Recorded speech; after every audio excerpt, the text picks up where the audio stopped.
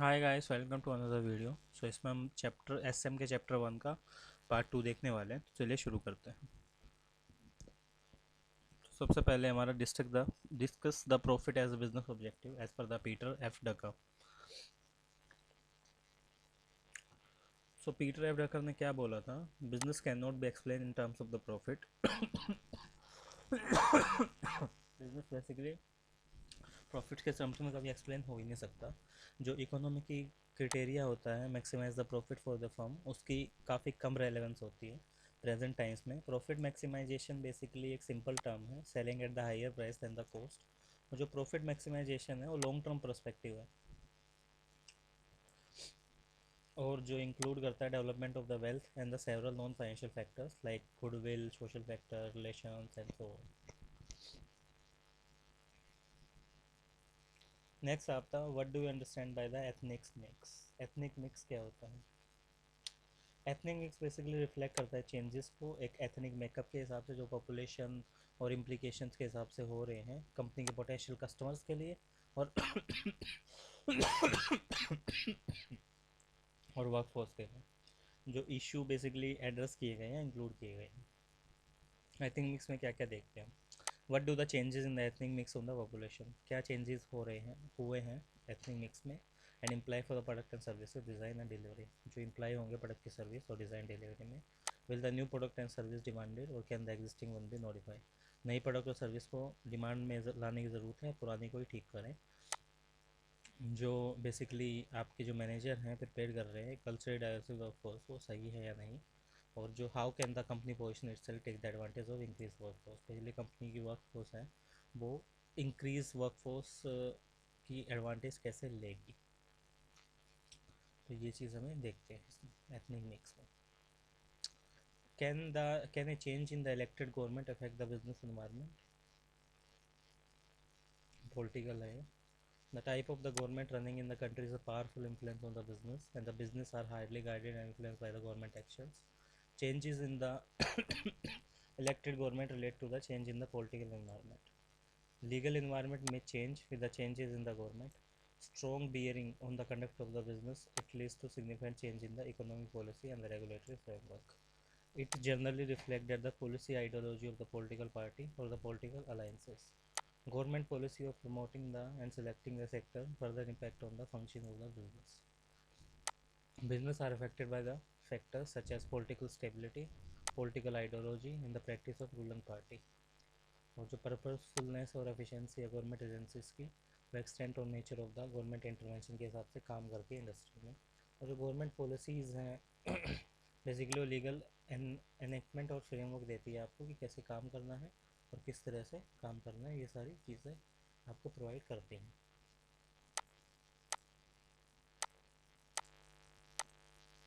Next है keiretsu. Keiretsu basically loosely coupled group of companies हैं जो रिलेटेड इंडस्ट्रीज़ में काम करती है। जैपनीज टर्म है बेसिकली, जो large corporate network of the business के लिए हम यूज़ करते हैं। कायरत्सु मेंबर्स पीर्स होते हैं, लाइक एक दूसरे को जानते हैं peers, and may own significant amount of the each other stock. और उन दोनों के पास एक दूसरे का like significant amount of the stock होता है, एक दूसरे का शेयर होता है। And have the many board member in the common. Basically keiretsu बोल सकते हैं हम उस चीज़ को। ई क्या है? नेक्स्ट है हमारा, elaborate the characteristics of business environment with reference to decision making. E. So decision making managerial process और function है जो जनरली इन्फ्लुएंस करता है board characteristics of business environment से।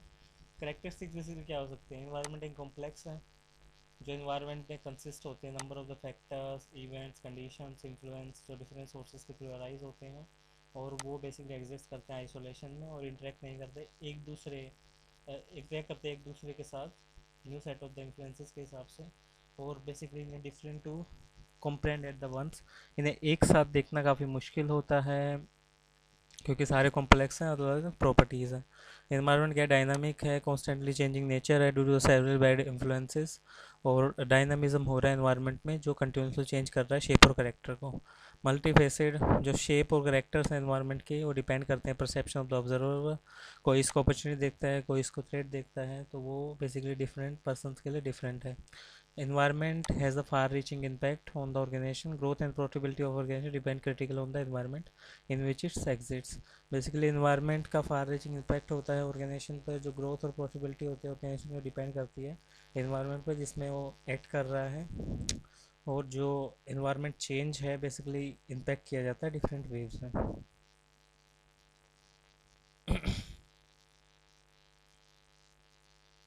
Industry is a composite of the competitive pressure in the 5 areas of overall market. Briefly explain the competitive pressure. F. A popular tool for the systematic and diagnostic competitive pressure in the market is a portfolio forces of the model. Basically जब model hold करता है state of the competition जो industry में हो रहा है और competitive pressure आ रहा है 5 एरियाज से। Threat of the new entrants, basically नए लोग जो एंटर कर रहे हैं इंडस्ट्री में, new एंट्रेंट with the extra capacity and the new product. Bargaining power of the customer, जो बार्गेनिंग पावर है कस्टमर्स के, बायर की इन्फ्लुएंस कर रही है प्राइसेस को, और जो प्रोडक्ट है चेंज हो रहे हैं और इन्फ्लुएंस कर रहे हैं कॉस्ट को भी। बार्गेनिंग पावर है जो सप्लायर्स की, वो डिटरमाइन करते हैं कॉस्ट ऑफ रॉ मटेरियल और अदर इनपुट्स के हिसाब से। राइवलरी जो बेसिक करंट प्लेयर्स के बीच में हो रही है या कॉम्पिटिटर्स के बीच में हो रही है जिसकी वजह से एक्शंस आगे काम कर रहे हैं। थ्रेट्स जो आ रहे हैं सब्सिट्यूट से, बेसिकली जो सब्सिट्यूट प्रोडक्ट्स हैं वो कंपटीशन का एक सोर्स होते हैं, और जो सब्सिट्यूट प्रोडक्ट्स हैं वो प्राइस एडवांटेज ऑफर करते हैं, परफॉर्मेंस इंप्रूवमेंट को ऑफर करते हैं कस्टमर्स को, और जो कॉम्पिटिटिव प्रैक्टिस के हिसाब से काम करते हैं। बिजनेस एनवायरनमेंट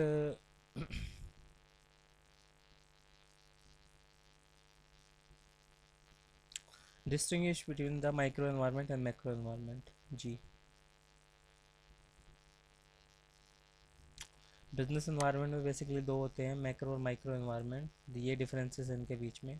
जो माइक्रो एनवायरनमेंट है वो फोर्सेस होती हैं जो क्लोज होती हैं कंपनी के और जो इफ़ेक्ट करते हैं उसके रूटीन टास्क को। जो मैक्रो एनवायरनमेंट है वो सारी फोर्सेस होती हैं जो लार्ज हैं और ये इफ़ेक्ट करते हैं ऑर्गेनाइजेशंस को। माइक्रो एनवायरनमेंट बेसिकली कंपनी खुद की है जिसमें सप्लायर, कस्टमर, इंटरमीडिएट और कंज्यूमर मार्केट्स वगैरह होती हैं। या macro environment basically demographic, economic और नेचुरल फोर्सेस के हिसाब से काम करता है। जो एलिमेंट होते हैं माइक्रो एनवायरनमेंट के स्पेसिफिक होते हैं साइड बिजनेस के हिसाब से और इसकी वर्किंग को इफेक्ट करते हैं शॉर्ट टर्म बेसिस पे। और जो एलिमेंट होते हैं मैक्रो एनवायरनमेंट को जनरल एनवायरनमेंट होते हैं और इफेक्ट करते हैं working of all the firms.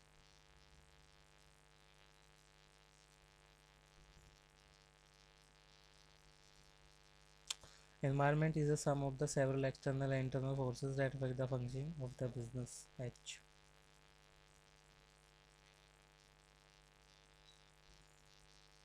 जो बिजनेस इन्वायरमेंट है और जो ऑर्गेनाइजेशन है बेसिकली दो चीज़ों में डिवाइड होती है, एक्सटर्नल और इंटरनल। जो इन्वायरमेंट है काफ़ी कॉम्प्लेक्स है और जिसके मल्टीपल एलिमेंट्स होते हैं जो हेल्प करते हैं इसको अंडरस्टैंड करने में बेटर। जो एक्सटर्नल इन्वायरमेंट है वो largely beyond the control of individuals और एंटरप्राइजेज, बेसिकली एक बंदे के कंट्रोल में नहीं होता, वो डायनामिक होता है सेंस में और वो चेंज होता रहता है। Basically technological, physical, political, social, culture ये सब हो सकते हैं। और जो इंटरनल इन्वायरमेंट है वो डायरेक्ट इम्पैक्ट पड़ता है उसका बिजनेस पे और कंट्रोल होता है एंटरप्रेन्योर के। Internal management, machinery, methods of production et cetera ये हो सकते हैं। Write a short note on the role of global industries.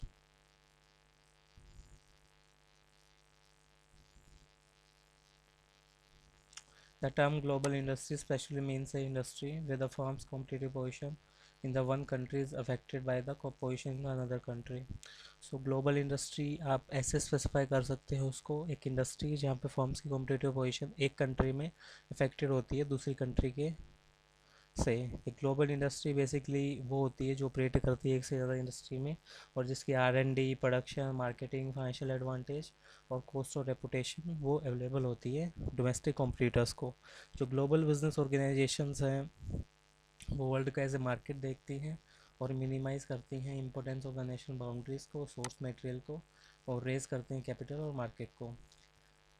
Basically इसको आप बेस्ट जॉब भी बोल सकते हो। जो इंडस्ट्री रिवील करते हैं ग्लोबल पैटर्न के हिसाब से आज के वर्ल्ड में, उसको आप automobile, television sets, commercial aircraft, boats, sports equipment, watches, clothing, semiconductors etcetera बोल सकते हो, ये सारी चीज़ें हमेशा काम करती हैं इससे रिगार्डिंग।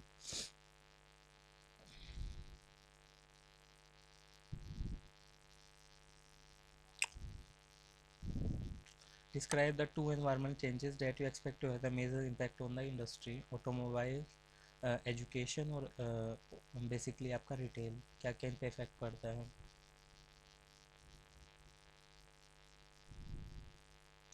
जो इन्वायरमेंट फोर्सेस होते हैं वो इम्पैक्ट डालते हैं इंडस्ट्रीज़ पे अलग अलग डिग्री के हिसाब से over a period of time. ये चेंज और ऑब्सलीट होती है डोमिनेंट फैक्टर्स के बीच में और इनसिग्निफिकेंट फैक्टर्स के बीच में। रिलेटेड इंडस्ट्रीज कैसे काम करते हैं, जो मैक्रो इन्वायरमेंट्स होते हैं वो technological, economical, demographic, social, legal culture के हिसाब से काम करते हैं। जो रैपिड चेंजेस होते हैं प्रोडक्शन प्रोसेस में और प्रोडक्शन इनोवेशन में। और जो फॉरेन डायरेक्ट इन्वेस्टमेंट्स होती है और पॉलिसीज़ होती हैं उसके हिसाब से। जो चेंजेस होते हैं डायरेक्ट और इनडायरेक्ट टैक्सेस में।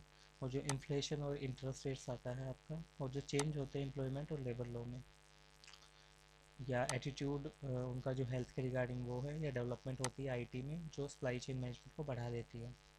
ऑटोमोबाइल इंडस्ट्री कैसे काम करती है, जो माइक्रो इन्वायरमेंट फैक्टर्स होते हैं आपके टेक्नोलॉजिकल, इकोनॉमिकल, डेमोग्राफिक, सोशल और लीगल पॉलिटिकल के हिसाब से काम करते हैं। नई रिसर्च और डेवलपमेंट उनमें की जाती है। जो एंटी पोल्यूशन प्रेशर है या इको फ्रेंडली कार्स है उसमें यूज़ की जाती है। जो अल्टरनेटिव ट्रेनिंग्स है वो भी बेसिकली इसमें यूज़ होती है। जो पॉपुलेशन ग्रोथ है या एज मिक्स है उसके हिसाब से इसमें काम किया जाता है। जो रूरल अर्बन रेशो है या चेंज इन फैमिली स्ट्रक्चर है वो भी हम देखते हैं। Change in the income level, change in import and excise duties, ये सारी चीज़ें देखी जाती हैं। और जो फॉरेन डायरेक्ट इन्वेस्टमेंट है, फाइनेंशियल फैसिलिटीज़ है लो इंटरेस्ट पर, वो सारी चीज़ें भी हम देखते हैं। जो एजुकेशन इंडस्ट्री है इसमें मैक्रो एनवायरनमेंट फैक्टर्स काम करते हैं। Technological, economic, demographic, social, legal, political. और जो बेसिकली आपकी गवर्नमेंट पॉलिसीज़ हैं या हाई एजुकेशन और रिसर्च आउटले हैं वो भी इसमें आपके काम करते हैं। प्राइवेटाइजेशन ऑफ हायर एजुकेशन कर दिया जाता है, या availability of the soft loan for the higher और professional education, attitude toward the education, mobility of the student, income और जॉब अपॉर्चुनिटीज़।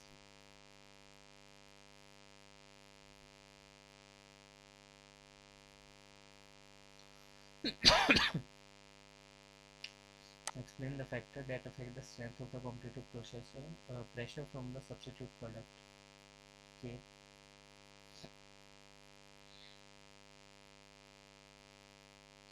जो सब्सिट्यूट प्रोडक्ट्स होते हैं वो लेटेंट सोर्स होते हैं किसका, कंपटीशन का इंडस्ट्री में। और मैनी केसेस में ये बेसिकली एक मेजर कंस्टिट्यूएंट बनते हैं कंपटीशन का। और with regard to the substitute product factors such as price, easy availability and the how best they are able to satisfy the need of the customer, ये सारी चीज़ों को बेसिकली आप देख सकते हो कि कैसे प्राइस, कैसे आपकी अवेलेबिलिटी और कैसे आपका जो प्रोडक्ट है आपकी सेटिस्फाई कर सकता है कस्टमर नीड्स को। और डिटरमाइन करते हैं अमाउंट ऑफ द कंपटीशन आपका कितना हो रहा है इनके थ्रू, ये सारी चीज़ें भी हम देखते हैं। जो सब्सिट्यूट प्रोडक्ट है आपको एक प्राइस एडवांटेज देते हैं और परफॉर्मेंस इंप्रूवमेंट देते हैं कस्टमर को, जो ड्रास्टिकली बेसिकली आपके कॉम्पिटिटिव करेक्टर्स को चेंज करती है इंडस्ट्री में। और ये बेसिकली आप ये बोल सकते हो कि ये एकदम से आते हैं। और जो सब्सटेंशियल इन्वेस्टमेंट होती है R&D में वो इस पर की जाती है। और जो थ्रेड्स होते हैं सब्सिट्यूट प्रोडक्ट्स हैं वो भी एक्सपेक्ट किए जा सकते हैं। सब्सिट्यूट्स बेसिकली एक लिमिट डालते हैं प्राइसेस पे और प्रॉफिट पे इंडस्ट्री के।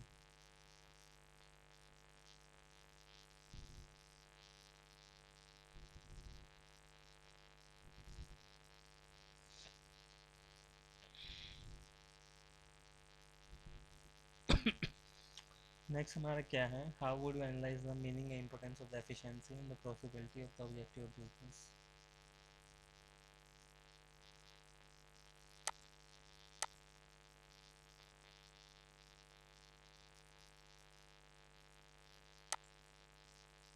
सो एंटरप्राइज बेसिकली मल्टीपल ऑब्जेक्टिव होते हैं एंटरप्राइज के, सिंगल ऑब्जेक्टिव के अलावा। जो ये आइडेंटिफाई करता है set of the different business objective को जो परस्यू किए जा रहे हैं large cross section of the enterprises के हिसाब से।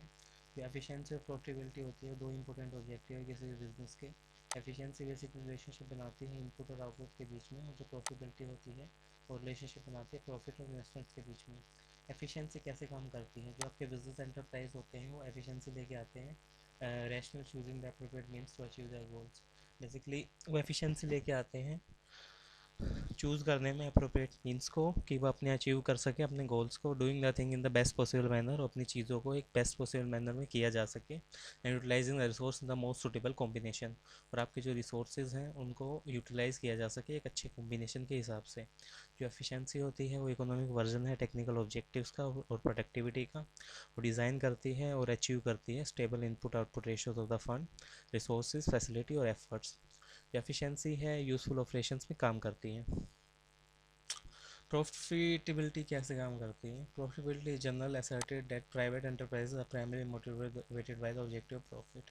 जो आपकी बेसिकली आपकी प्राइवेट एंटरप्राइजेज हैं वो प्राइमरी मोटिवेट होती हैं प्रॉफिट के ऑब्जेक्टिव से, और some may go even further and emphasize the profit is the sole motive of the business enterprises। और कुछ ये सोचते हैं कि बेसिकली आपका जो प्रॉफिट है सोल मोटिव है बिजनेस का एंटरप्राइज में, और जो ऑल अदर ऑब्जेक्टिव होता है फैसिलिट ऑब्जेक्टिव, और जो दूसरे आपके ऑब्जेक्टिव में फैसिलिट हैं वो अलग हैं। It is pointed out that the private business enterprises are operated on the behalf of, और बेसिकली ये भी देखा जाता है कि जो प्राइवेट बिजनेस एंटरप्राइजेज है प्रॉफिट के बिहाफ पर काम करते हैं अपने बेनिफिट करने के लिए अपने ओनर्स का, और जो बिजनेस रिस्क होता है इन्वेस्टिंग करने में उनके फंड्स को। What is globalisation? Next question है। In simple terms globalisation refers to process of integrating the world into the one huge market. At a company level, globalization means two things. A company commits itself heavily with the several manufacturing locations around the world, and it means also ability to compete with the domestic market with the foreign competitors। जो global company है वो world को as a one market की तरह देखती है और minimise करते हैं अपनी इंपोर्टेंस को नेशनल बाउंड्रीज में। और जो ग्लोबल कंपनी है उसके तीन एट्रीब्यूट्स हो सकते हैं। एक तो कॉन्ग्लोमरेट है मल्टीपल यूनिट्स का जो लोकेटेड हो रहे हैं different parts of the globe में और जो लिंक्ड होते हैं कॉमन ओनरशिप के through. Multiple units basically common pool of the resources लेके आती हैं such as money, credit, patent, trade name et cetera. और जो यूनिट बेसिकली रिस्पॉन्ड करती है कॉमन स्ट्रेटजी भी करती हैं। नेक्स्ट है हमारा है बिजनेस फंक्शन आइसोलेशन वाला।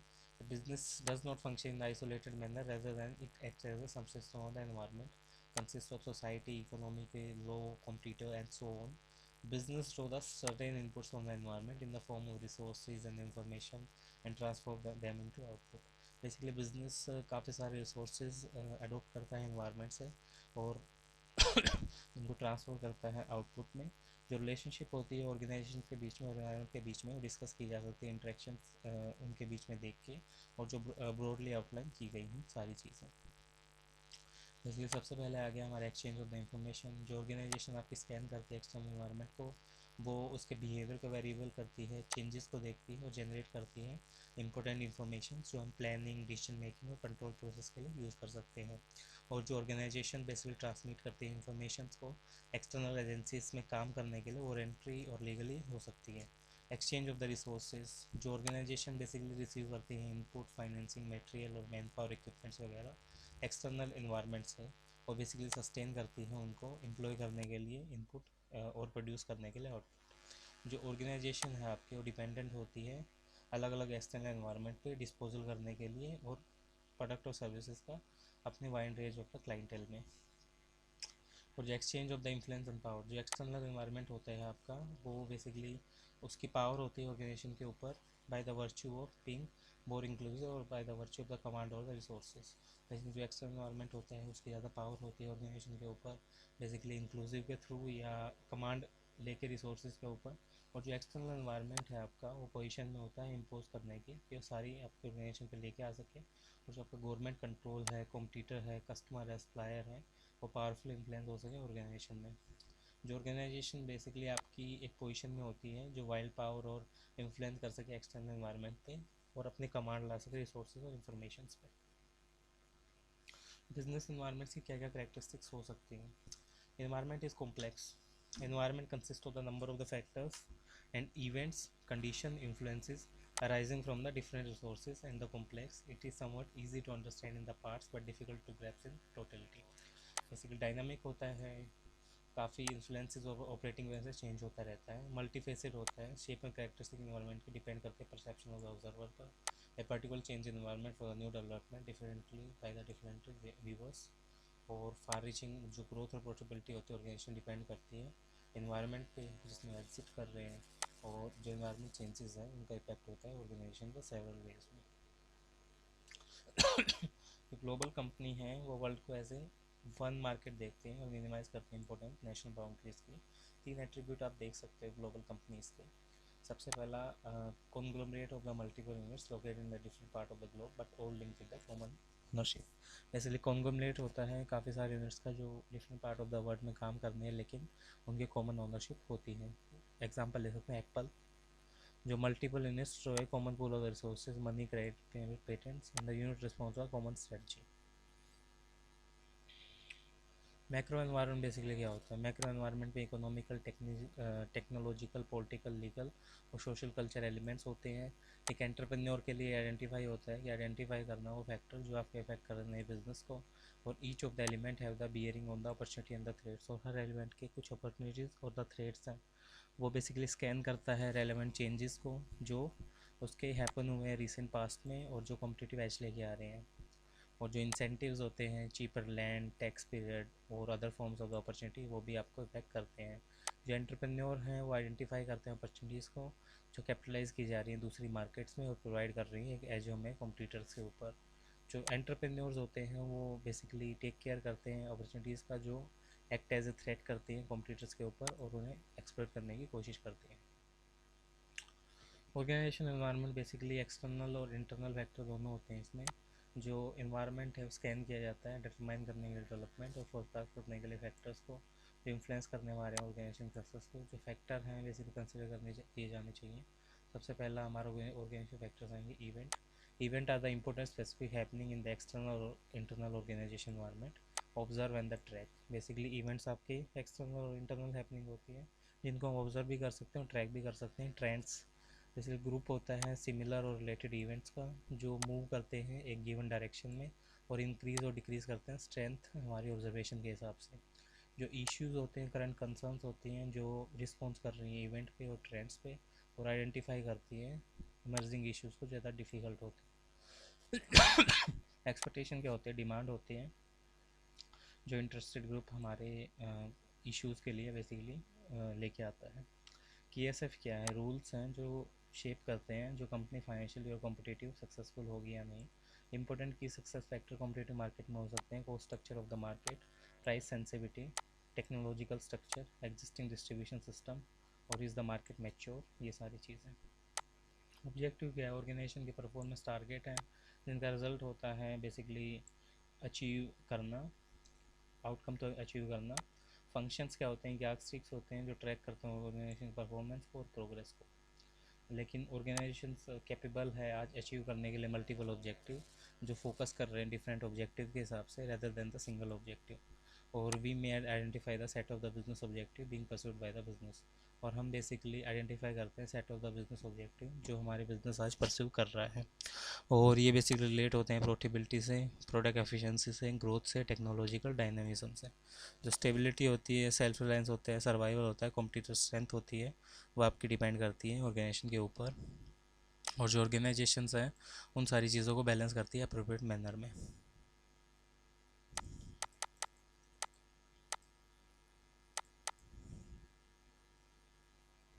Analyze the following cases in the context of the Michael Porter 5 source model. A supplier has a large base of customer. Manufacturing of sport goods has advantage of economic of large scales of production, and the product offered by competitor are almost similar.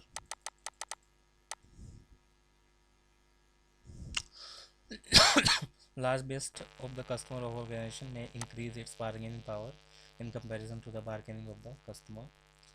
Manufacturing of the sport goods within the better position among the existing competitor. Advantage of the economic of scale. Threat of the new entrant get reduced. Product will reduce in bargaining power of rivals. In others, the bargaining power of customer will be more. Environment में basically micro factors होते हैं जो influence करते हैं business को. Some of these factors may directly impact the business, while the other may have the insignificant or the far-reaching influence. Basically capability होती है और वो पॉसिबल होता है मैनेजर के लिए सेंस लेना और इन सारों की और इन्फ्लुएंस देखना कि ये ह्यूमन माइंड पर और कैसे इम्प्लीमेंट कर रहे हैं डाइवर्सिटी पर। और बेसिकली ये कॉम्प्लेक्स इन्वायरमेंट के हिसाब से काम करते हैं।